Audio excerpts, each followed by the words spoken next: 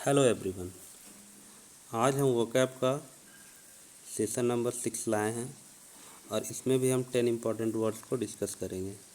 और ये words exam के लिए बहुत इम्पॉर्टेंट है, इसलिए अगर इन 10 वर्ड्स को आपको सीखना है तो आपको पूरा वीडियो अच्छे से देखना चाहिए।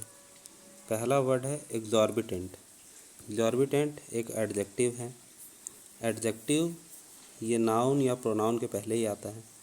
तो यहाँ पे हम जैसे यूज़ किए हैं एग्जॉर्बिटेंट रेट्स, तो रेट्स नाउन हो गया, उसके पहले आया एग्जॉर्बिटेंट, तो एग्जॉर्बिटेंट एडजेक्टिव हो जाएगा।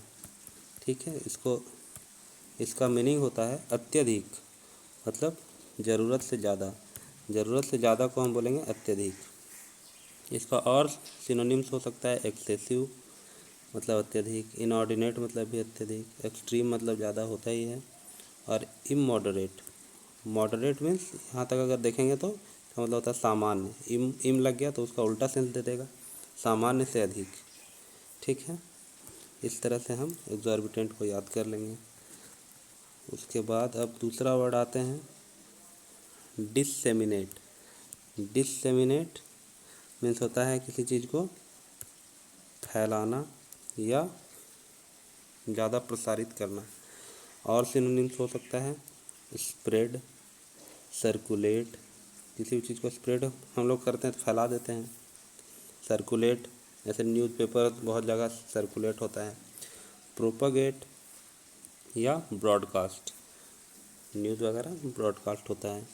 तो डिससेमिनेट इसका मीन्स होता है फैलाना। अब इसको एग्जाम कैसे हम सेंटेंस में यूज़ करेंगे तो देखेंगे the internet allows us to disseminate information faster.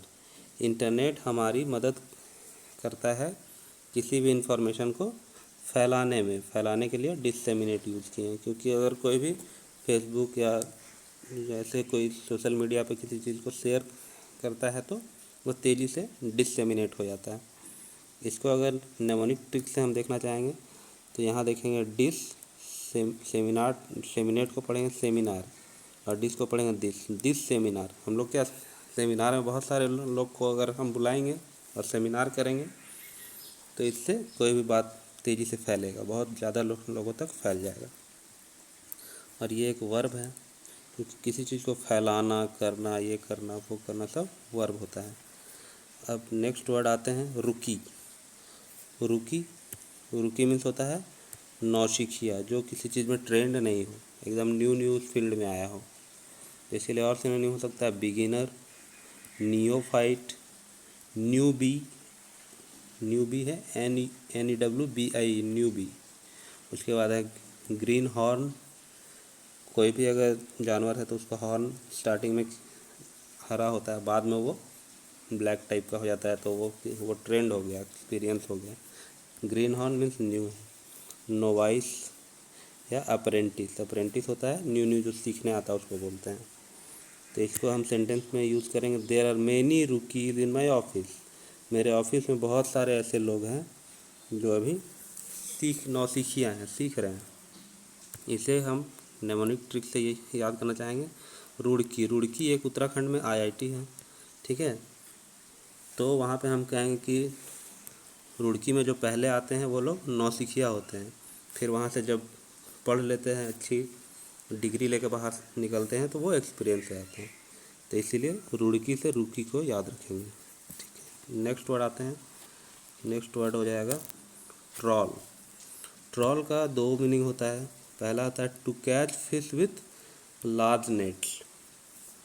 मछली पकड़ने के लिए बहुत बड़ा जाल को हम अगर यूज़ कर रहे हैं तो उसको हम ट्रॉल बोलेंगे। जैसे we are going to trawl in this rainy weather, हम लोग इस बारिश के मौसम में ट्रॉल करने जा रहे हैं, मतलब मछली पकड़ने जा रहे हैं। और दूसरा चीज़ जो लार्ज नेट होता है उसको भी हम ट्रॉल ही बोलते हैं, मतलब we will catch fish with the help of trawl. तो ट्रॉल नाउन भी हो गया और वर्ब भी हो गया। एक मीनिंग तो ये हो गया। दूसरा मीनिंग हो जाएगा to search in order to find somebody और समथिंग। ठीक है, किसी को या कुछ सामान को ढूंढने के लिए भी हम ट्रॉल का यूज़ कर सकते हैं। जैसे सेंटेंस में देखेंगे she trawled many shops for bargaining. उसने बहुत सारे शॉप में घूमा बार्गेनिंग करने के लिए, उसे कोई सामान एक लेना था, तो बहुत सारे शॉप में घूमी कि उसका हो सकता है 5-10 रुपया कम में मिल जाए। तो दूसरा मीनिंग ये होता है ट्रॉल का, ठीक है। एक स्ट्रॉल पड़े, स्ट्रॉल होता है मीन्स ऐसे ही टहलना। फ्लाउंडर होता है मतलब टू स्ट्रगल हेल्पलेसली, बिना किसी के हेल्प के अगर कोई स्ट्रगल कर रहा है तो उसको फ्लाउंडर कहेंगे, FLOUND, फ्लाउंडर DER, ठीक है। इसका नेक्स्ट वर्ड हो जाएगा रिकॉन्डाइट। रिकॉन्डाइट भी बहुत अच्छा वर्ड है, एडजेक्टिव है, ठीक है। रिकॉन्डाइट मीन्स होता है डिफ़िकल्ट टू अंडरस्टैंड, जो समझने में मुश्किल हो, या एब्स्ट्रूस या एसोटेरिक या आर्केन, ये सारा रिकॉन्डाइट का सिनोनिम्स है। एग्जाम्पल के लिए, एग्जाम्पल से आपको अच्छा समझ में आएगा। जियो केमिस्ट्री इज ए रिकॉन्डाइट सब्जेक्ट, मतलब ऐसा सब्जेक्ट है जो समझने में मुश्किल है। अब इसे हम नेमोनिक ट्रिक से यूज़ करना चाहेंगे, याद रखना चाहेंगे, तो उसके लिए हमें याद रखना पड़ेगा रिकॉन्टैक्ट। रिकॉन्टैक्ट, अगर कोई VIP आदमी है, उससे हमने एक बार कांटेक्ट किया है लेकिन कांटेक्ट टूट गया, तो उससे हमें रिकॉन्टैक्ट करना बहुत मुश्किल होगा, इसीलिए इसे हम कहेंगे रिकॉन्टैक्ट। रिकॉन्टैक्ट, रिकॉन्टैक्ट बहुत मुश्किल है, रिकॉन्डाइट मीन्स भी बहुत मुश्किल है। नेक्स्ट वर्ड की ओर चलते हैं। नेक्स्ट वर्ड है कॉन्ट्राइट। कॉन्ट्राइट मीन्स होता है पछतावा। पछतावा को और बोल सकते हैं हम कंपंक्शन, रिग्रेटफुल, रिमोर्सफुल या पेनिटेंट, ये सबका मीनिंग होता है पछतावा। एग्जाम्पल में हम देखेंगे he could be seen contrite, उसे साफ साफ देखा जा सकता है कि वो पछतावे में है। तो और इसको याद करने के लिए नेमोनिक ट्रिक यूज़ करेंगे, काउंट प्लस राइट, क्योंकि बोलने में ऐसा आ रहा है काउंट राइट, तो काउंट कर लो राइट। कभी भी हम लोग बैंक अगर जाएंगे तो बैंक में पैसा अगर दे रहा है, जो वहाँ का कैशियर होगा तो कहेगा काउंट कर लीजिए ठीक से, क्योंकि फिर बाद में अगर पैसा कम होगा तो हम नहीं देंगे। तो इसीलिए काउंटर छोड़ने से पहले पैसा गिन ले, नहीं तो रिग्रेट होगा, ऐसा वो बोलता है। तो काउंट राइट कीजिए, नहीं तो फिर आपको काउंट राइट होगा। काउंट राइट नहीं कीजिएगा तो बाद में आपको पछतावा होगा, ठीक है। नेक्स्ट वर्ड आते हैं एनिग्मा। एनिग्मा मीन्स होता है कोई पहेली, रिडल या मिस्ट्री, रहस्यमयी कोई बात, सीक्रेट या एसोटेरिक, ये इसका मतलब होता है रहस्य या पहेली। तो जैसे हम नेमोनिक ट्रिक से यूज़ करेंगे इन एग में। इन एग में क्या है, कोई नहीं जान रहा है कि एग्स में क्या है, एक पहेली है, कोई गेम है या कोई खेलने का खिलौना है। जैसे जो किंडर जो है एक टाइप का आता है, उसके अंदर में क्या क्या खिलौना निकलेगा, वो एक रहस्य है, वो एक पहेली है, इसलिए बच्चे उसको लेते हैं। एग्जाम्पल के लिए it is still an enigma weather he would join us और नॉट, यह अभी भी एक रहस्य ही है, एक पहेली ही है कि वो हमें ज्वाइन करेगा या नहीं। तो एनिग्मा बहुत अच्छा वर्ड है। नेक्स्ट आते हैं रिपुडिएट। रिपुडिएट मीन्स होता है किसी चीज़ को इनकार कर देना या मना कर देना, to reject, to deny, to refuse या गेन से। गेन से ही बहुत अच्छा वर्ड है, गेन से मीन्स किसी चीज़ को मना कर देना। जैसे कि हम कहेंगे ही रिपुडिएटेड ऑल द गवर्नमेंट पॉलिसी, उसने सभी गवर्नमेंट पॉलिसी को उसका खंडन किया है या उसको मना किया है, उससे इनकार किया है। इसे हम ऐसे देखेंगे रीपुडिंग एट।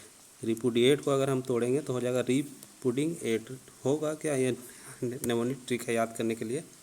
पुडिंग मानते हैं कोई मिठाई होगा, तो अगर एक बार वो खाने के लिए दिया है तो कोई खा लेगा, लेकिन बार बार दिया गया, री मीन्स बार बार, तो वो क्या हो जाएगा, इनकार देगा करके, नहीं एक ही मिठाई बार बार हम कितना खाएंगे। तो रीपुडिंग एट दैट इज इनकार कर देना, गेन से मतलब मना कर देना। नेक्स्ट वर्ड की ओर आते हैं। नेक्स्ट वर्ड हो जाएगा नेक्स्ट वर्ड है cogent. Cogent is an adjective. इसका मीनिंग होता है स्ट्रांगली और क्लियरली एक्सप्रेस्ड, मतलब अच्छे से एक्सप्लेन किया हुआ, कोई दिक्कत नहीं है। परसुएसिव या डिसाइसिव या कन्विंसिंग, मतलब अच्छे से एक्सप्लेन करने वाला और जिसमें कोई प्रॉब्लम ना हो, जिससे हर कोई कन्विंस हो जाए, दैट इज़ कॉल्ड कोजेंट। तो इसे हम सेंटेंस में यूज़ करेंगे। Our co agents are most cogent in our office. Co agents means जो साथ में काम कर रहे हैं, तो उसको हम कहेंगे को एजेंट्स। तो हमारे जो को एजेंट्स हैं are most cogent in our office, हमारे ऑफिस में बहुत ज़्यादा ऐसे हैं, कन्विंसिंग है, कोई भी बात को क्लियरली एक्सप्रेस करते हैं, that is called cogent. Next word की ओर आते हैं, दैट इज़ ऑब्डूरेट। ऑब्डूरेट मीन्स होता है जिद्दी, जो बात को एकदम नहीं माने, दैट इज़ कॉल्ड, और सिनोनिम्स हो जाएगा स्टबॉर्न, ऑब्स्टिनेट, डॉग्ड, हेडस्ट्रॉन्ग या डिटर्मिनेट। मीन्स जो जिद्दी हो, जो अपने बात पे अडिग रहे। दूसरा और इसको बोल सकते हैं जो ड्यूरेबल हो। ड्यूरेबल मीन्स जो टूटे नहीं, जो अपने बात पे रहे, दैट इज़ कॉल्ड ऑब्ड्यूरेट। तो इस तरह से हमने 10 वर्ड्स लिख लिया है, इतने अच्छे कुछ ट्रिक्स वगैरह यूज़ करके। तो इसको अच्छे से देखिए और चैनल को लाइक सब्सक्राइब कर दीजिए। Thank you.